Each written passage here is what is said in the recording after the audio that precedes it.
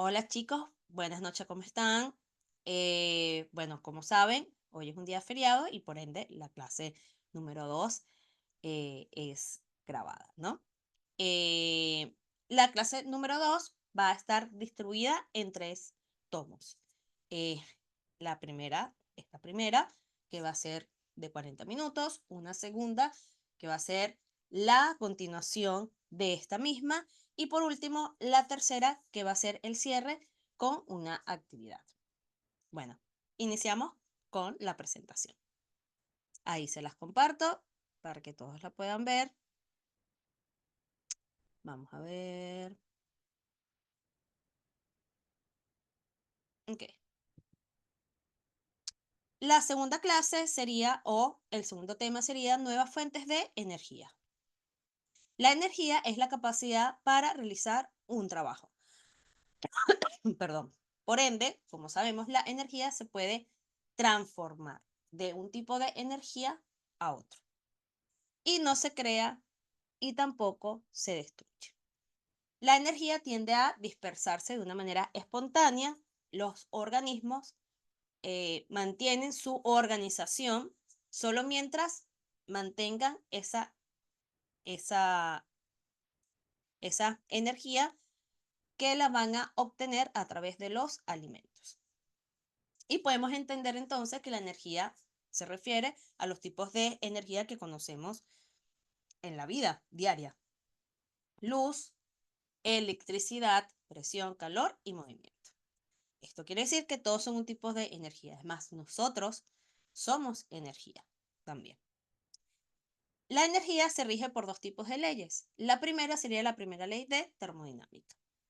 ¿Esto qué quiere decir?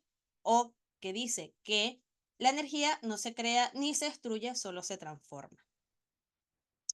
Y esto va a hacer que esa energía se disperse de una manera espontánea. Y un ejemplo simple sería cuando encendemos la cocina, ¿sí? Este, para que el frío de la cocina se caliente un poco con el encendido de la misma, ¿no? Y con el pasar del tiempo, aproximadamente como unos 30 minutos, 20 minutos, si estamos hablando de una cocina pequeña, ese calor se va a dispersar de una manera espontánea, haciendo que el área de la cocina se caliente, ¿sí? O simplemente encendiendo un sartén, ¿ok? Y va a hacer que ese aire caliente desprendido de ese sartén se distribuya por toda el área de la cocina. Perdón, chicos. Segunda ley de la termodinámica. Como sabemos, ya la energía se dispersa de una manera espontánea. Y cada transferencia de energía se dispersa de una parte de esta a otra y va a ser en forma de calor. Todos los tipos de energía que conocemos, si la tocamos, ¿ok? Libera calor, ¿sí? Entonces, ya sea en forma de luz, en forma de electricidad, en forma de presión, ¿ok? En movimiento.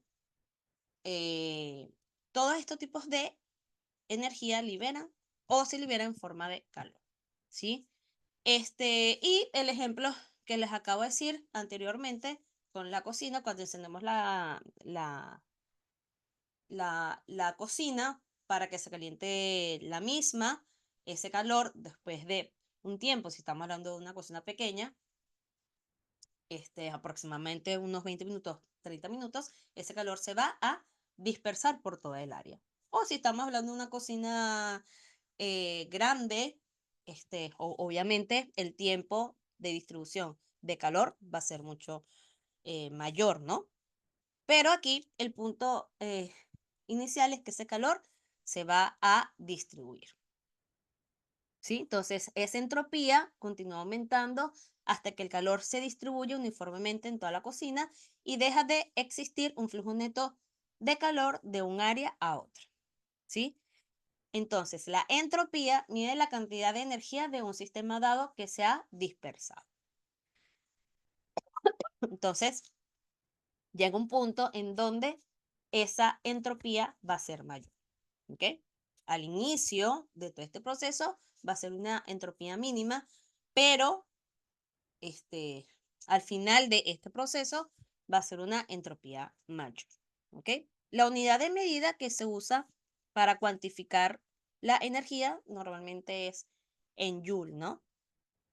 Y esto se hace en honor al físico inglés James Prescott Joule. Ay, perdón. Pero también se puede medir en calorías. Cuando lo medimos en calorías, estaríamos hablando de la cantidad de energía que nos va a suministrar los alimentos, por ejemplo, ¿no? Y cuando estamos hablando de joules, estaríamos hablando en forma de calor, ¿ok? Bueno, si nos vamos a los Estados Unidos, se mide si estamos hablando de temperatura, se mide en kelvins. Si vamos un poco más al sur, obviamente América del Sur, estaríamos hablando que se va a medir en grados centígrados. Pero cuando vamos a la parte de la física, como tal, física, cuando se mide en unidades físicas, se va a medir en joules.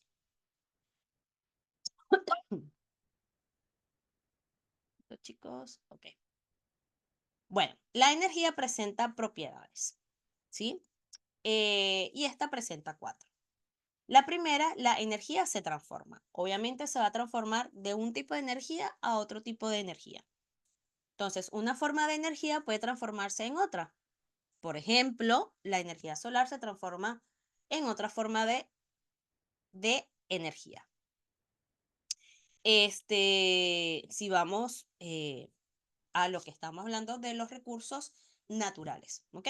Bueno, esa energía solar, si en casa tenemos que, eh, que los paneles solares, esa luz, ¿verdad? O ese tipo de energía en forma de luz que absorbe esos paneles solares, va a ser transformado en forma de electricidad, ¿ok? Para la casa, ¿sí? Pero también vemos en la parte de los seres vivos, vemos también una transformación de energía, ¿no? Sería que esa energía solar que toman las plantas va a ser transformado en un tipo de energía química y obviamente ese proceso se llama fotosíntesis, ¿no? ¿Sí? Entonces, bueno, tenemos así muchos ejemplos más. Como segunda propiedad tenemos la energía se transfiere. Esto significa que puede pasar de un cuerpo a otro, como ocurre cuando pedaleas para hacer avanzar una bicicleta. Aquí podemos decir que es una energía de tipo cinética, ¿ok? Es decir, de movimiento. O cuando la energía almacenada en una ducha o en una cocina solar se transfiere en formas de calor al agua o a los alimentos para que estos mismos sean calentados. Como tercera propiedad tenemos la energía se conserva en cualquier transformación. La energía se conserva. Cuando el agua se evapora, esta no va a desaparecer, sino simplemente pasa al aire. Es decir, que esa agua en estado líquido se va a transformar en estado gaseoso, la cual nos da la impresión de que ya no existe, pero sí existe y está ahí. ¿Okay? Cuando en realidad es que no podemos verla. ¿Sí? Esto se debe a que la energía cumple una ley muy importante, es decir, que la energía no se crea ni se destruye, solo se va a transformar. ¿Ok? La energía se degrada y esta sería la cuarta propiedad. Cuando la cantidad de energía se transforma en otras formas de energía, su capacidad de utilización disminuye. Este proceso de pérdida de calidad de la energía se conoce como principio de la degradación de la energía.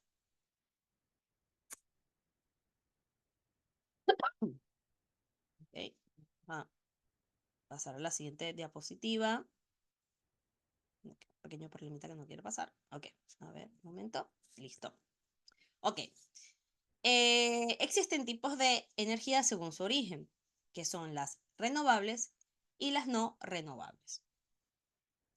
Las renovables son un tipo de energías derivadas de fuentes naturales que llegan a reponerse más rápido de lo que pueden consumirse, ¿no?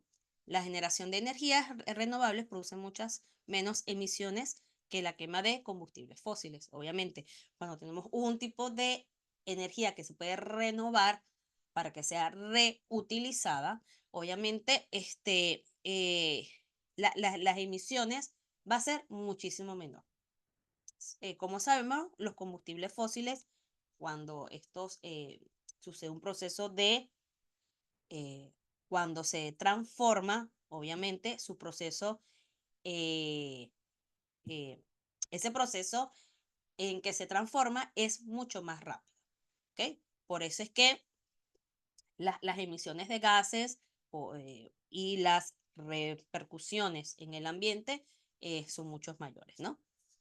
Una transición de los combustibles fósiles, los cuales representan en la actualidad la mayor parte de las emisiones, y bueno, obviamente sabemos que perdón, se utiliza mucho, eh, actualmente se utiliza todavía estos combustibles fósiles, ¿no? Como una forma de energía, ¿no? Algunas de las energías renovables son la energía solar, que como sabemos, bueno, ya eh, se está usando mucho. La energía solar, la cantidad de energía solar que la Tierra recibe al año es alrededor de 10 veces la energía de todas las reservas de combustibles fósiles combinadas.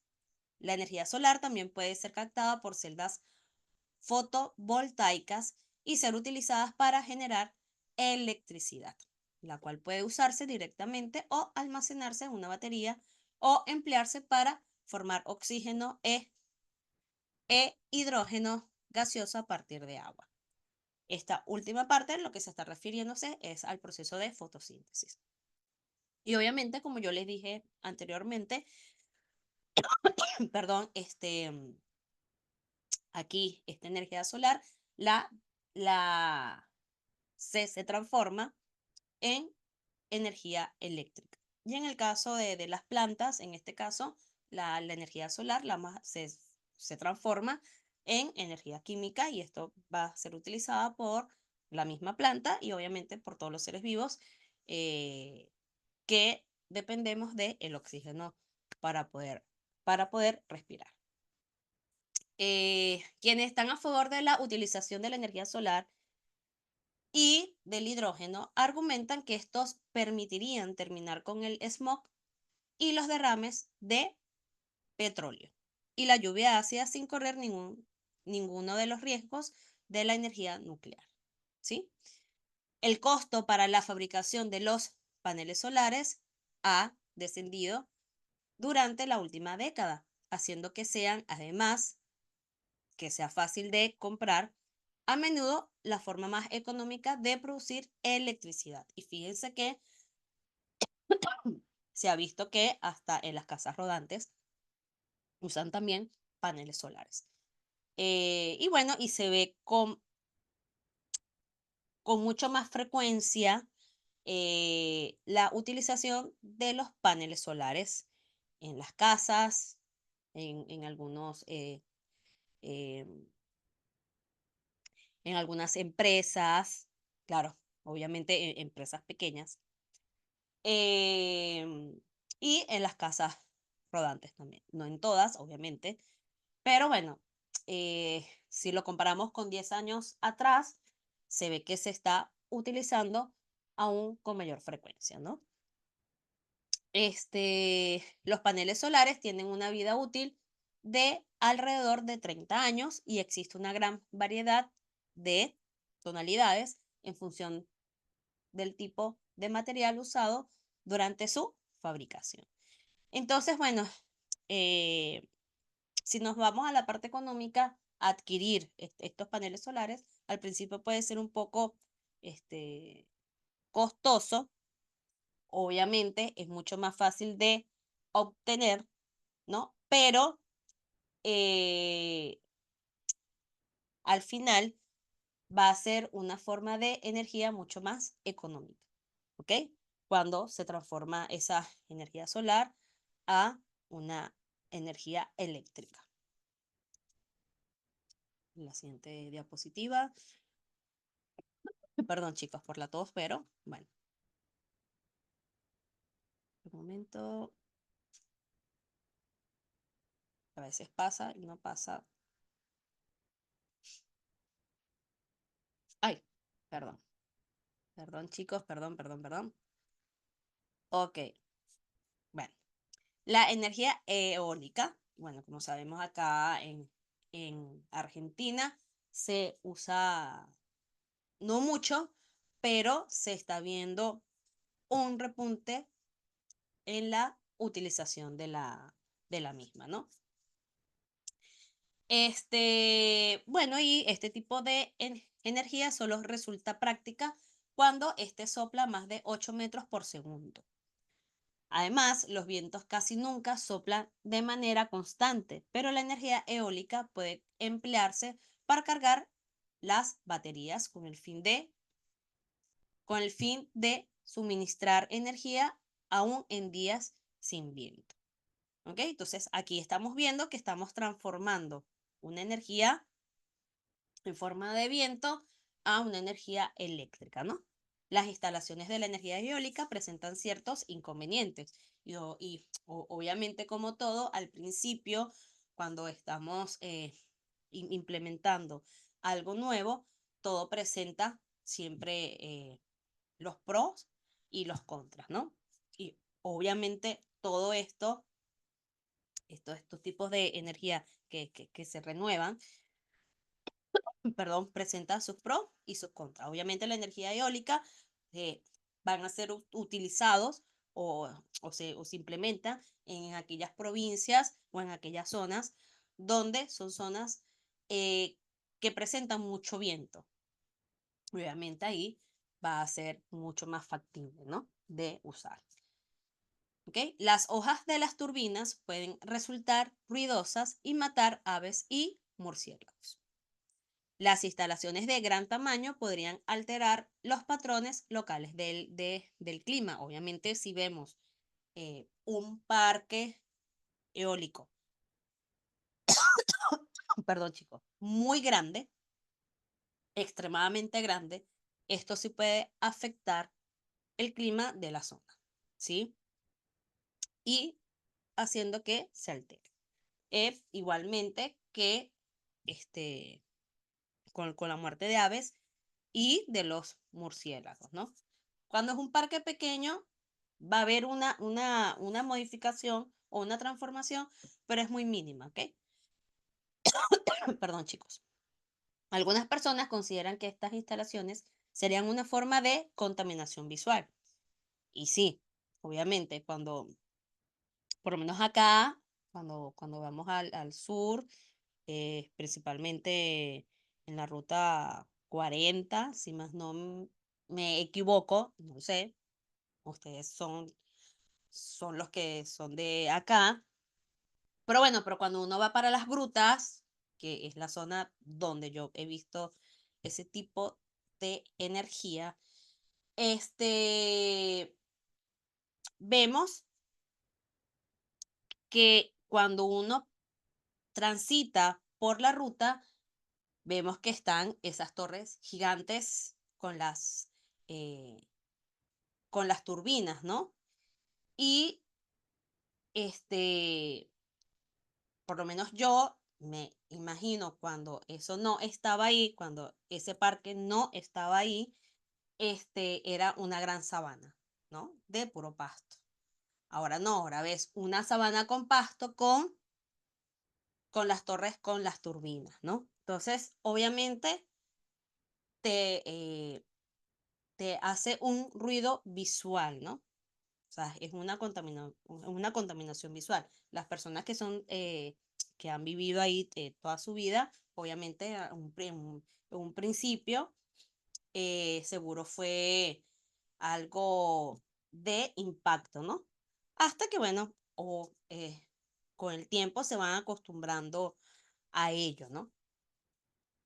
Pero bueno, forma parte de estas modificaciones o de usar los tipos de energías que no contaminen tanto el ambiente, ¿no?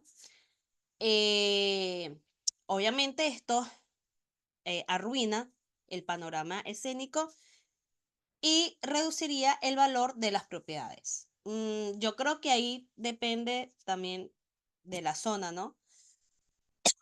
Porque si son zonas donde no hay muchas casas o muchas empresas, sino que es una sabana totalmente sola, nada más con, nada más con seres vivos, creo que no hay, no reduce un valor, ¿ok?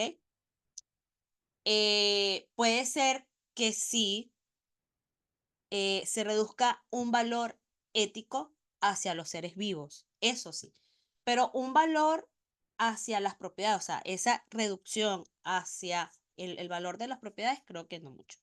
Ahora, si estamos hablando que ese parque eólico está en una zona eh, donde hay edificios, casas, etcétera, sí, obviamente puede afectar. Aunque las velocidades eólicas promedios varían marcadamente dependiendo de cada ubicación, el potencial técnico mundial respecto a la energía eólica supera la producción global de energía, teniendo en cuenta además el potencial en la mayoría de las regiones del planeta para permitir un despliegue importante de esta energía basada en el viento, ¿sí? Bueno, continuamos. Ok, la energía geotérmica. Esta se utiliza la energía térmica disponible en el interior de la Tierra eh, para que ésta sea transformada, ¿no? El calor se extrae de unos depósitos geotérmicos, geo de tierra, térmicos de calor, a través de pozos u otros tipos de medios. Los depósitos con esta temperatura, lo suficientemente elevadas y permeables de forma natural, se denominan depósitos hidrotermales, mientras que los depósitos que cuentan con el suficiente calor, pero que utilizan medios de estimulación hidráulica, se llaman sistemas geotérmicos mejorados. Una vez en la superficie pueden utilizarse fluidos a varias temperaturas para generar la electricidad.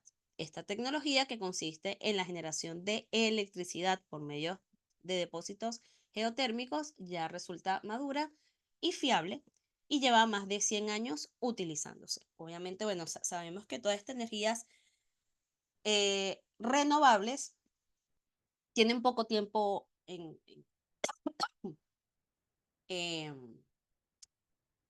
tienen poco tiempo usándose, ¿no? Obviamente, desde que inició el siglo XXI, vemos que a medida que van pasando los años, hay un repunte, ¿no? De la utilización de las mismas. Bueno, y cada año que va pasando, vemos eh, que hay una implementación de las mismas para disminuir las emisiones de gases de efecto invernadero, ¿no?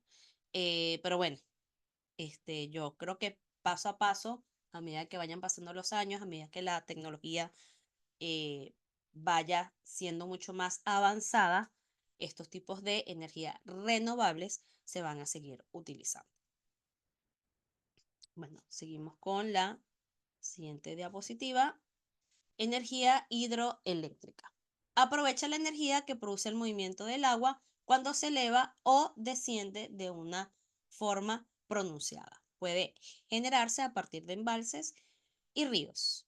Los embalses hidroeléctricos suelen tener múltiples aplicaciones, llegando a producir agua potable, perdón, agua para regadíos, un control ante las inundaciones y sequías, servicios de navegación y también este suministro de energía que se inicia. ¿Ok? Bueno, vemos que esto es un tipo de energía que sigue utilizándose durante muchísimos años. O sea, se transforma esa energía que tiene ese movimiento del agua a una energía eléctrica, ¿no? Vemos que a niveles mundiales existen muchas represas, bien seas de embalses o ríos, ¿no? Y que normalmente en los principios pues, del siglo XX era de donde provenía principalmente esa energía eléctrica, ¿no? De las represas. Sabemos entonces que se transforma esa energía del agua, del movimiento del agua, a una energía eléctrica y que va a ser transferida a un país, si es un país pequeño, o a una provincia, ¿ok? Si es un país grande y tiene varias provincias y la mayoría de las provincias tienen esos embalses o esos ríos eh, que presentan bastante movimiento, entonces van a tener sus respectivas represas, ¿no? La energía hidroeléctrica supone en la actualidad la mayor fuente de energía renovable dentro del sector de la electricidad. Se basa en patrones generalmente estables de pluviosidad y puede verse negativamente afectada por sequías causadas por el cambio climático. Bueno, vemos bueno, desde hace muchísimos años atrás, vemos viendo cambios climáticos a medida que van pasando los años, hay cambios climáticos. Tenemos el fenómeno del niño y de la niña, que es un fenómeno que ya existía también, pero que bueno, con el pasar de los años vemos que se ha ido incrementando su impacto cada vez más, al igual que los cambios de clima, ¿no? Entonces, bueno, estos cambios climáticos se ven en gran repunte o en su gran impacto cada 10 años, ¿no? Entonces, es algo que impacta, ¿no? También puede haber cambios en los ecosistemas. Obviamente, construir esa infraestructura de concreto con grandes turbinas, que no es solo una, sino varias, dependiendo del tamaño del río, del ancho del río y del ancho de los embalses, obviamente va a ser el mismo tamaño que va a tener la represa.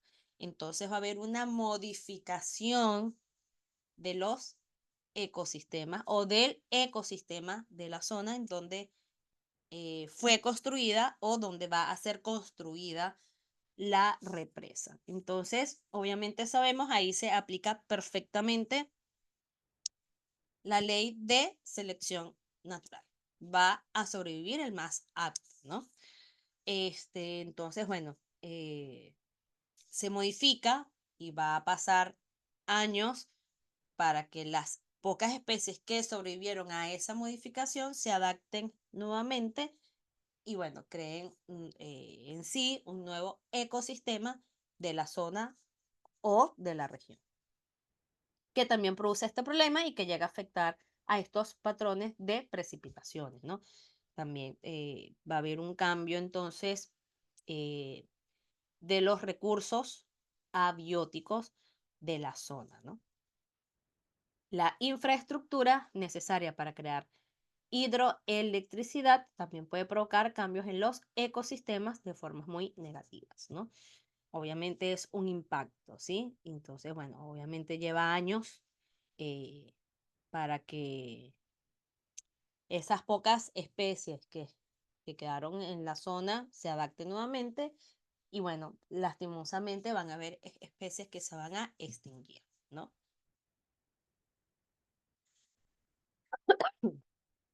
Vamos a la siguiente diapositiva. Energía oceánica. La energía oceánica deriva de las tecnologías que utilizan las energías térmicas del agua marina las olas o las corrientes de agua, por ejemplo, para producir electricidad o calor. Bueno, obviamente los países que tienen obviamente playa, ¿no? Y que tienen un oleaje realmente fuerte, son los que van a implementar este tipo de energía, ¿no? Los sistemas de energía oceánica se encuentran todavía en una etapa inicial de desarrollo y con una variedad de dispositivos de conversación del oleaje y las corrientes de las mareas en fase experimental. O sea, los que van a usar realmente esta energía son aquellos países, bueno, que en donde en sus costas tienen un oleaje realmente fuerte, ¿no? Eh, en donde hay pocos países donde transforman, pero esta es otra cosa, ¿no? Donde transforman ese tipo de agua salada y la transforman en agua dulce, ¿no? En aquellos países donde no tienen, bueno, en aquellos países que tienen océanos o mar y que tienen poca agua dulce, o sea, pocos ríos, pocas lagunas, etcétera. Y bueno, y tienen que recurrir a esa transformación de esa agua salada a agua dulce, pero es un sistema muy costoso también.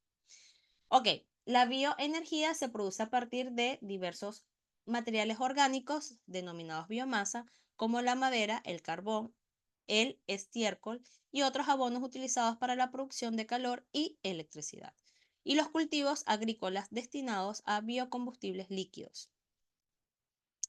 La energía creada a partir de la quema de biomasa forma emisiones de gases con efecto invernadero. Cuando estamos hablando de biomasa, es decir, madera, estiércol, todo eso que proviene o que vino de algo vivo y que va a ser utilizado para crear energía, ¿no? Pero obviamente esos gases que se producen de efecto invernadero va a ser mucho menor que los gases que se originan por la quema de los combustibles fósiles. O sea, nada que ver. O sea, no se compara. Y creo que lo vimos en el video de la clase número 1, donde el estiércol de la vaca produce CO2. Sí, es verdad, produce CO2, pero ¿qué va a hacer? Este, y que si vemos que hay una gran cantidad de ganado en un país consumiendo pasto, eh, y cuando, bueno, es procesado a través de una energía química dentro del organismo, las emisiones de CO2 va a ser mucho mayor que de la quema de combustible. Pero obviamente tienes que tener extremadamente una cantidad muy elevada de ganado para que se pueda ocurrir. Pero hasta ahora sigue siendo una emisión baja todavía si lo comparamos con los combustibles fósiles, con la quema. ¿Ok? Como puede ser el carbón, el petróleo o el gas. Sin embargo, la bioenergía debe aplicarse únicamente en ciertas situaciones, puesto que sus impactos potencialmente negativos para el medio ambiente se relacionan con un aumento a gran escala en las plantaciones de bioenergía y bosques, algo que genera una desforestación y un cambio en el uso de las áreas de la tierra. O sea, ahí estaríamos viendo entonces un cambio del ecosistema original del sitio y que va a ocasionar obviamente un cambio climático o del microclima de la zona o de la región. ¿Ok? Aparte de un cambio visual de la zona. Y bueno, y se van a ver afectados obviamente los seres vivos que son originarios del sitio, ¿no? Esto sería como que la parte negativa de la utilización de este tipo de energía renovable. Nos vamos a la siguiente diapositiva. A ver. Tienes que esperar que pasen. Espera. Ok. Bueno, y por último, las energías renovables, ¿sí? Es aquella que proviene de recursos naturales que existen en cantidades limitadas en la Tierra y que no pueden ponerse en un corto periodo de tiempo. Una vez que se agota, no se regenera a escala humana. ¿Ok? No es renovable los combustibles fósiles. ¿Ok? Una vez que se agota, ya no podemos hacer más nada. ¿Ok? Por eso es que los tres grandes países con grandes reservas de petróleo lo cuidan mucho, ¿no? A pesar que tienen petróleo como para 100 años aproximadamente, deben de cuidarlo. Eh, eh, Explotan solo las áreas que ya han sido, que fueron explotadas hace años atrás, hace 100 años atrás aproximadamente. Em, y obviamente ellos saben que tienen, en esos países, tienen zonas donde hay más cantidad de petróleo. Entonces, todo es cuestión de que cada país cuide lo suyo, ¿no? Porque una vez que se agota, ya no se puede volver a que este se genere. O sea, para que se genere tiene que pasar millones de años, ¿ok? Por lo tanto, no son sostenibles, pero algunos combustibles fósiles pueden ser sostenibles si respaldan el desarrollo social o satisfacen las necesidades fundamentales de las personas en dificultades. O sea, siempre vemos una luz al final del túnel. O sea, no todo es negativo y no todo es positivo. Estas han tomado la delantera, obviamente porque es mucho más fácil de extraer, de transformar y de distribuir, ¿no? Y todavía sigue siendo económico, por eso es que lo siguen usando. En cambio, las energías renovables, al inicio, cuando la vas a utilizar, todavía siguen siendo costosas inicialmente, ya después no. ¿Ok?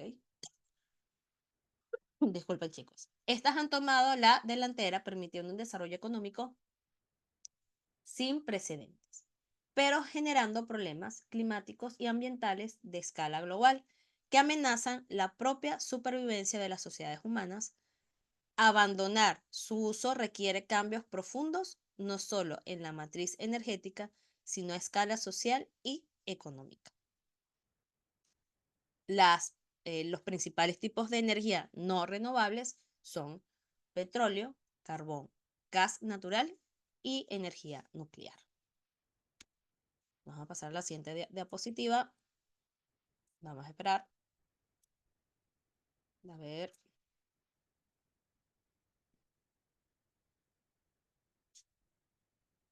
Ok. Vamos a dar esta primera clase hasta acá. Es decir, la primera parte de la clase número 2. Y continuamos con otro video para que no sea como que tan tedioso. Y como les dije un principio, va a estar dividido en 3 tomos. ¿Ok? Vamos a darlo hasta acá y continuamos entonces ahora.